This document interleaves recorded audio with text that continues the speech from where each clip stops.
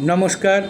জন্মকুষ্ঠিতে কেতুর অবস্থানজনিত অশুভ প্রভাবকে স্তিমিত করে জীবনকে উন্নীত করার তাগিদে কখনো কাউকে মিথ্যা প্রতিশ্রুতি দেবেন না। অন্যকে গালিগালাজ করে কথা বলবেন না বা খারাপ কথা বলবেন না। যদি বলেন তাহলে তার কুপ্রভাব নিজের ওপর এসেই বর্তাবে। গুরুজনদের সবসময় শ্রদ্ধা এবং সম্মান দিয়ে কথা বলতে হবে।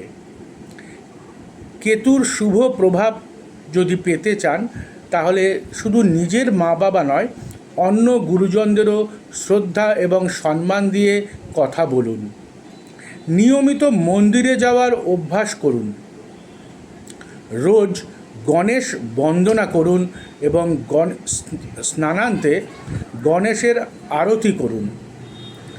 মন্দিরে সাদা বা কালো কম্বল প্রদান করুন, এতে আপনার সন্তানের মঙ্গল হবে, অর্থাৎ আপনার সন্তান ভুল পথে যাবে না, তার যে কোনো বিপদ থেকে সে রক্ষা পাবে।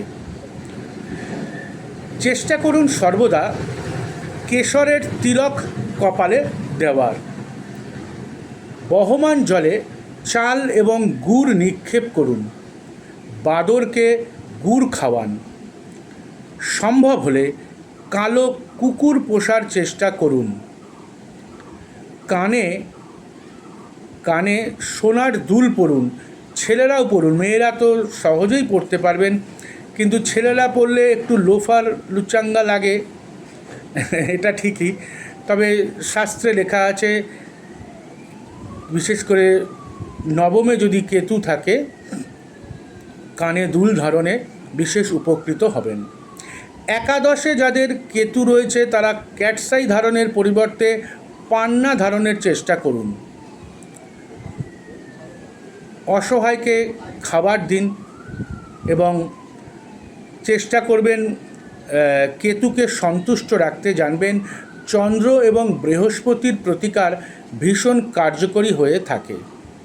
তবে সবার আগে খেয়াল রাখবেন গুরুজনকে ভীষণ সম্মান দিয়ে কথা বলবেন, এবং শাস্ত্রে বলা হয়েছে কেতুকে সন্তুষ্ট রাখতে সংযমী হতে হয়, অর্থাৎ ব্যভিচারী জীবন কেতু কিন্তু একদম বরদাস্ত করে না। নীতি শৃঙ্খলা মেনে চলবেন, অন্যকে পীড়ন দেওয়া থেকে নিজেকে বিরত রাখবেন। ভালো থাকবেন, নমস্কার।